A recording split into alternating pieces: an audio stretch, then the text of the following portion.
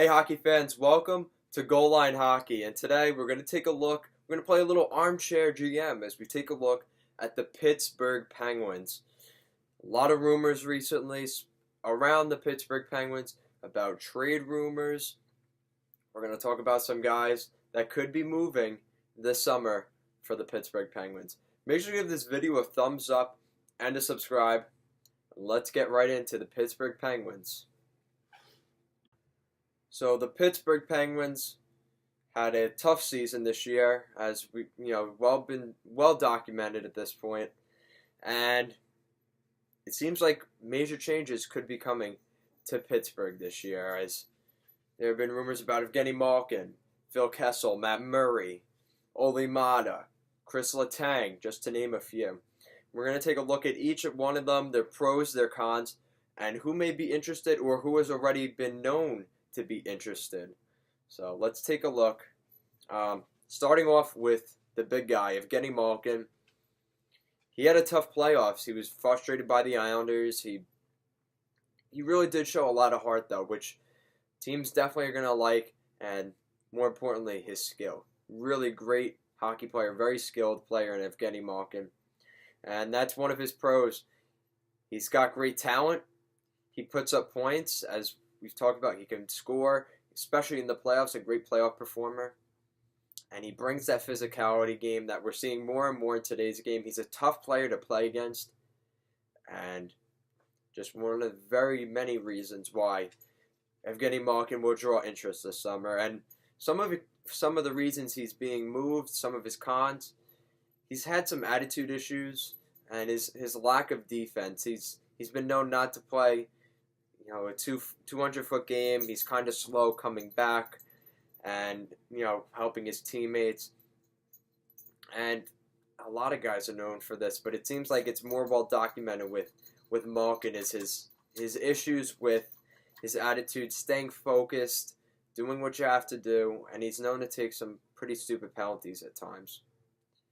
Now, looking at the teams that have already been known to be interested in Evgeny Malkin are the New York Rangers and the Anaheim Ducks. And the Anaheim Ducks, there's actually been talk about a possible, a trade in place.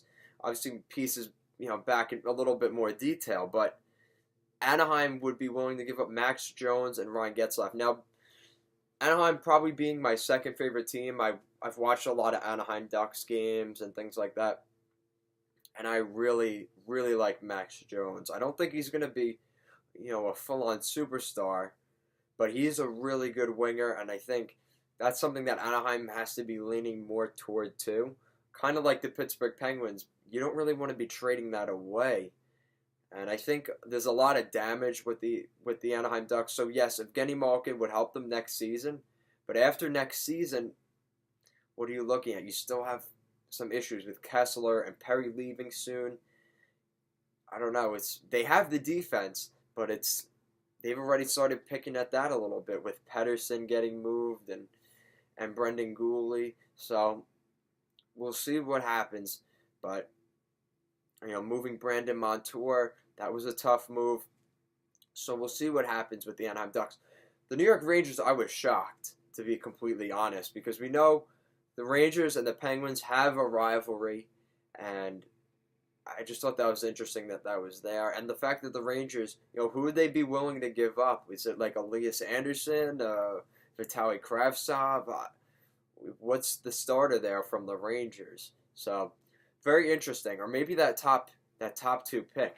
So very interesting. Maybe instead of getting a Capo Caco, which I think they could probably use more than a Evgeny Malkin, it's something to look at the very least. But I thought that was very interesting. And now the annual Phil Kessel trade talk. Happy trade speculation for Phil Kessel day. And it's really the whole month, the whole off season for Phil Kessel to get moved. It was talked about last season, the season before that. The season before that, he got moved from Toronto. He's had a tough go. And that shelf life really seems to be put in place for Phil Kessel, and it seems like his time in Pittsburgh is kind of waning at this point. Looking at the pros for Phil Kessel, He's a prolific goal scorer, as well documented. He scores goals. He was the big player for the Toronto Maple Leafs when he was there. He was a great complementary player with the Penguins, a really good Penguins team. Has 2 Stanley Cups to his name. Uh, and his physical, there's another guy that kind of like Malkin.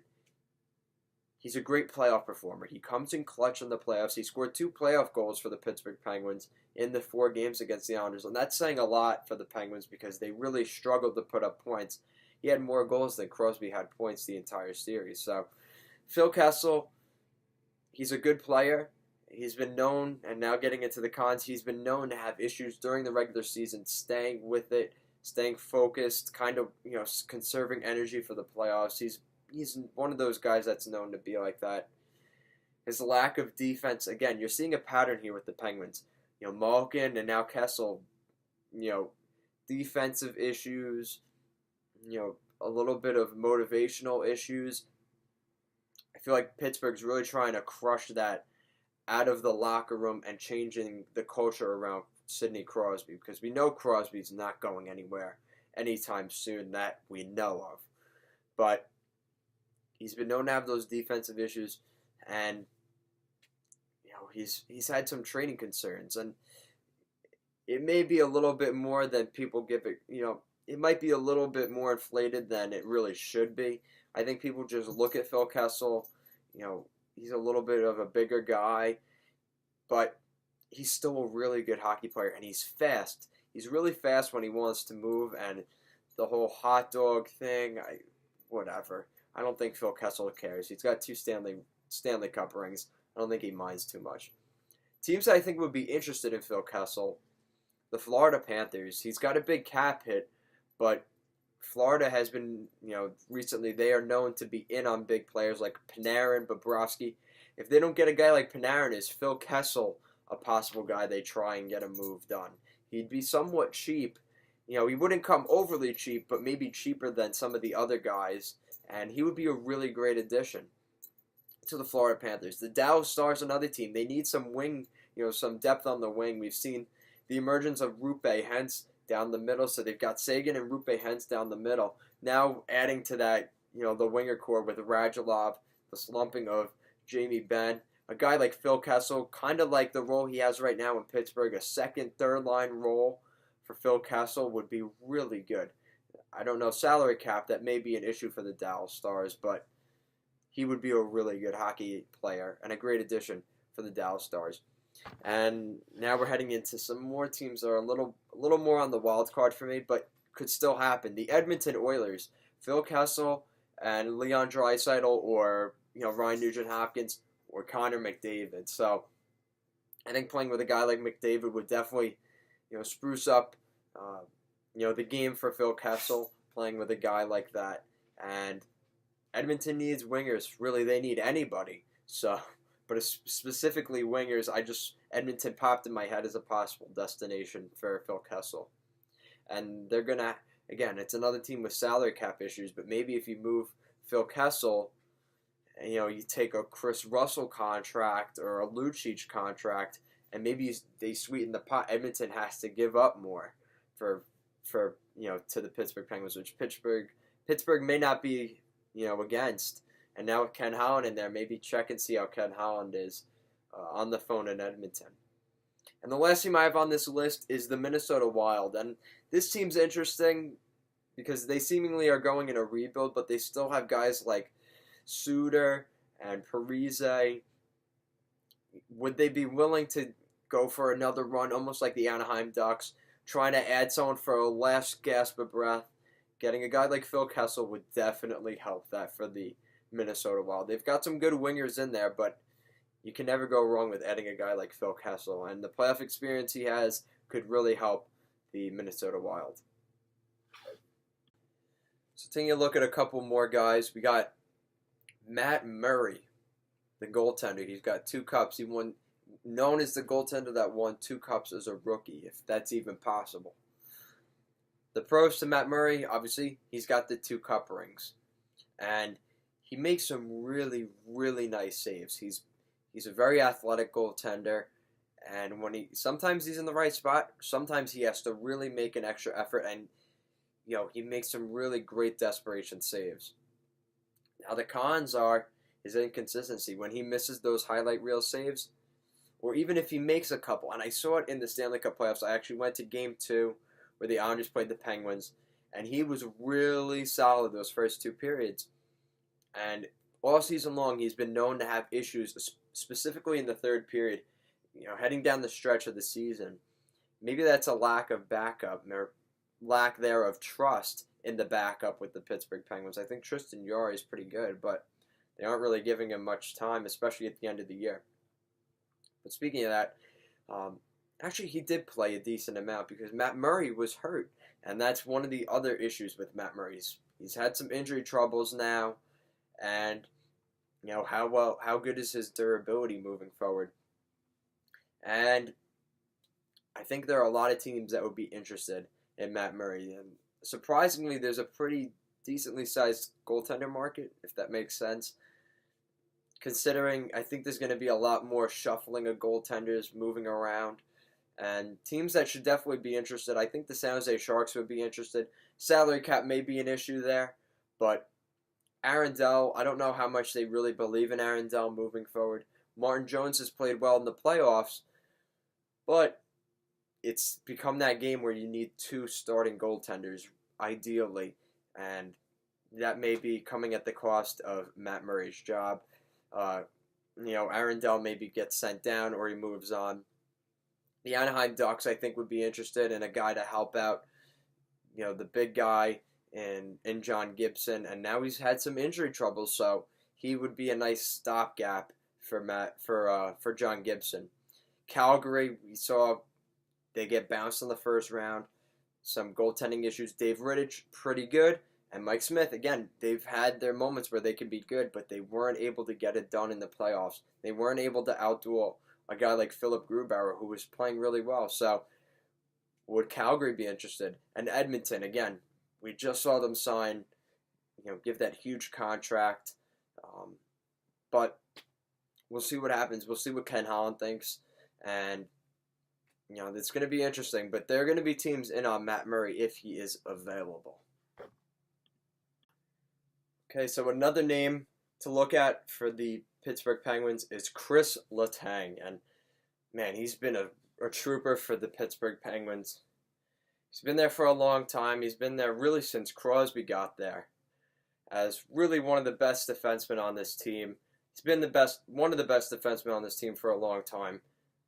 And his time there may be done now.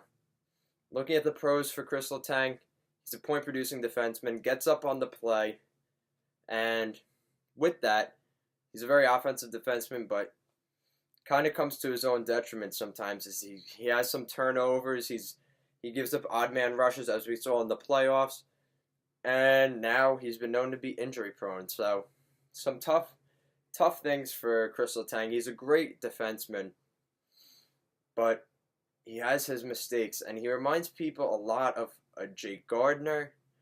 Obviously at a more elite level than Jake Gardiner, but kind of like Jake Gardiner, where he's you love him sometimes or you hate him for other things that it's so infuriating sometimes, and that's kind of where Chris Letang is.